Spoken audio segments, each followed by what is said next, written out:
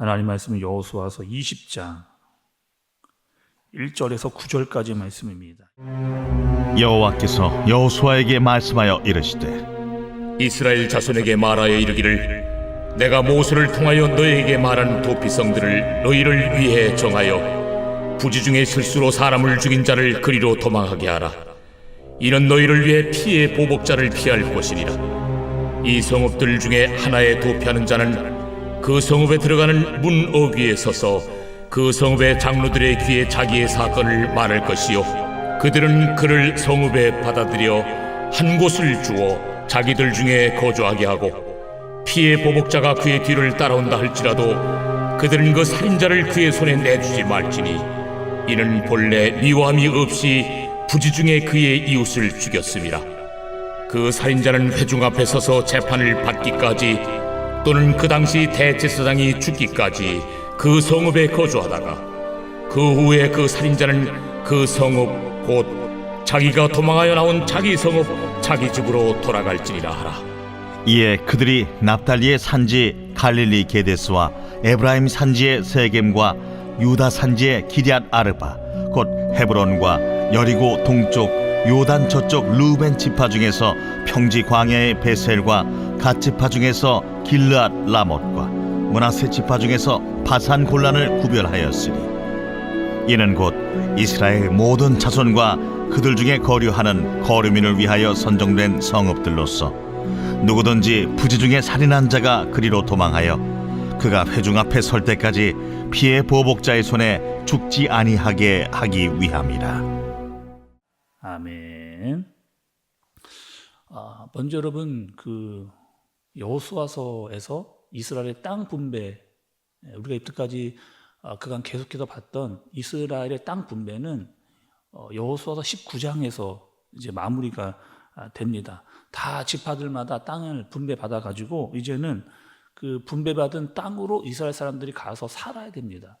근데 가서 사는데 이런 일들이 간혹 발생하는 경우들이 있습니다. 구약에 보면 사람들이 산으로 나무를 하러 다 이렇게 올라간 거예요. 여러 명이 올라갔습니다. 그리고 사람들마다 다 열심히 그 나무질을 합니다. 그러니까 도끼로 그 나무를 패서 나무를 이렇게 얻고자 다 산에서 나무를 패다가 어떤 사람이 열심히 도끼질을 하는데 이 도끼의 날 있잖아요. 도끼 자루가 흔들흔들 거리는 거를 잘 알지를 못했습니다. 그리고 열심히 계속 도끼질을 하다가 아주 힘껏 들어가지고 나무를 막 팼는데 그 날이 어떻게 된 거예요? 휘두르면서 빠져나가서 다른 사람을 치는 그런 일이 일어난 겁니다. 그래서 그것도 어디를 쳤느냐? 다른 사람의 머리를 도끼 날이 친 거예요. 야, 이거 큰일 났구나. 그래서 막 달려가가지고 그 사람을 딱 봤더니만 어떻게 되느냐? 이 사람이 벌써 그 도끼 자루에 맞아가지고 이제 죽음을 당한 겁니다. 나무를 패다가 도끼 날이 날아가서 다른 사람을 죽이는 이런 일. 근데 이게 내가 의도하거나 어떤 사람을 죽이려고 도끼를 휘둔 게 아니고 나무질을 하다가 그 도끼 날이 날아가서 다른 사람을 죽이는 그런 일이 일어난 거죠. 근데 그 당시에 법이 있었습니다. 구약에 여러분 우리가 그 말씀을 나눌 때 법이 있었는데 어떤 법이 있었느냐? 동해복수법. 한번 여러분 다 들어보셨을 거예요. 동해복수법. 이렇게 어떤 법이었느냐? 눈에는 눈, 이에는 이. 그러니까 똑같이 갚아주라 이런 그 법이었잖아요. 그래서 이 죽임을 당한 사람의 지인이나 뭐 친척이나 가족이 이 죽인 사람을 똑같이 어떻게 죽여야 돼요? 똑같이 이 사람을 도끼 날로 쳐 죽이는 그런 일을 해야 되는 그런 상황입니다. 그런데 이 지금 사람을 죽인 사람이 내가 일부러 이 사람을 죽였거나 고의로 한 일이 아니었거든요. 전혀 내가 이 사람을 어떤 의도를 가지고 한 일이 아닙니다. 그래서 너무 억울해. 그래서 이 억울함을 풀기 위해 재판을 받아야 되는데 그 재판을 받을 시간이 필요합니다. 그래서 그 시간을 동안 어디에 가 있느냐? 도피할 수 있는 곳. 그것이 바로 도피성이라는. 그래서 오늘 말씀은요, 도피성에 대한 말씀이에요. 가나안 땅에 도피성이 총 6개가 있었습니다. 그러니까 요단강 동편의 3개, 또 요단강 서편의 3개, 총 6개의 도피성이 가나안 땅에 있었어요. 그래서 어떠한 이런 일들 의도하지 않았는데 어떤 큰 일이 났을 경우에 어떤 시간적으로 재판을 받아야 될 일이 생겼다 그러면은 그 도피성으로 하루 만에 어디 도피성이든지 사는 곳에서 하루 만에 갈 수 있는 거리에 이 도피성이 다 있었습니다. 그러니까 이 억울한 일을 해결하기 위해서 어느 정도의 시간을 이렇게 가질 수 있는 그런 도피성이 이제 있었던 거죠. 6절의 말씀을 한번 좀 보세요. 6절에 보시면 그 살인자는 회중 앞에 서서 재판을 받기까지 또는 그 당시 제사장이 죽기까지 그 성읍에 거주하다가 그 후에 그 살인자는 그 성읍 곧 자기가 도망하여 나온 자기 성읍 자기 집으로 돌아갈지라 하라 하시니라 이렇게 얘기합니다. 진짜 모르고 사람을 죽였어요. 그러면 어떻게 하느냐? 일단은 그 도피성에 가 있는 겁니다. 그러니까 도피성에 가 있다가 재판을 받기 위해서 이 동네로 이 사람을 데리고 나오는 거예요. 만약에 이 사람이 정말 고의로 사람을 죽였다라고 재판이 나오면은 똑같이 동해복수법으로 이 사람을 처벌하게 됩니다. 그런데 진짜로 이 사람이 실수로 그랬다라고 재판이 판결이 되어지면 어떻게 하느냐?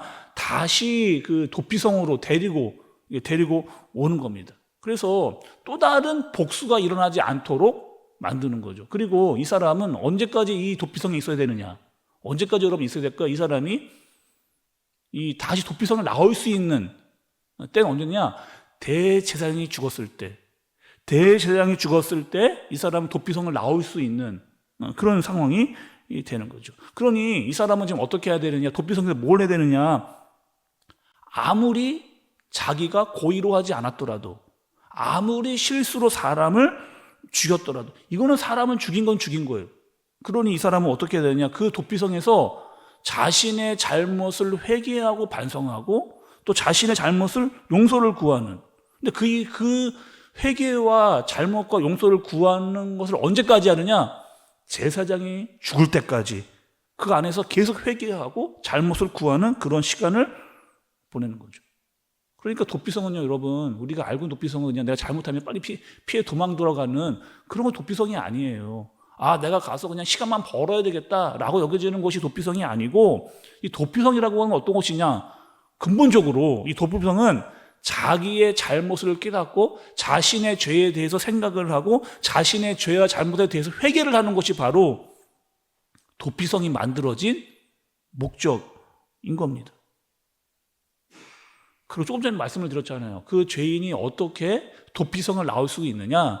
대제사장이 죽었을 때, 대제사장이 살아있을 때는 계속 회개를 하고 있다가 대제사장이 죽어야만 나올 수 있는, 대제사장이 죽어야만 그 문제가 해결이 되는 겁니다.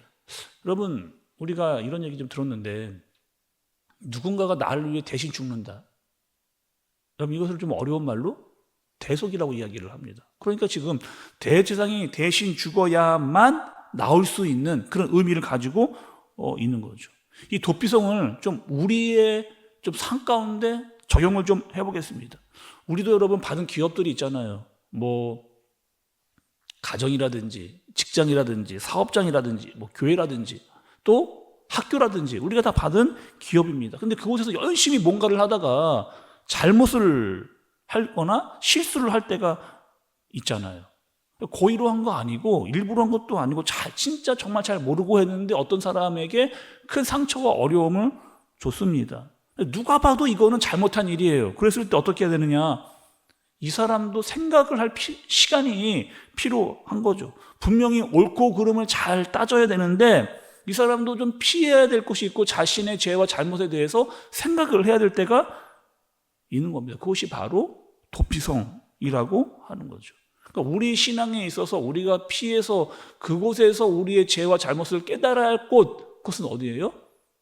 신약에서 말하면 이 도피성은 바로 예수 그리스도를 상징을 하고 있는 겁니다. 그러니까 도피성은 그냥 단순히 나 도망가서, 나 피해서, 나 숨어서 뭐 나는 괜찮다 이렇게 이야기하는 것이 도피성이 아니고, 도피성은 내 잘못과 죄를 철저히 깨닫고 내 죄를 회개하고 내 잘못을 고하는 일정 시간을 거기서 보내는, 그냥 잘못을 했다면 벌을 받아야 되는 이런 것이 바로 도피성이라고 하는 겁니다.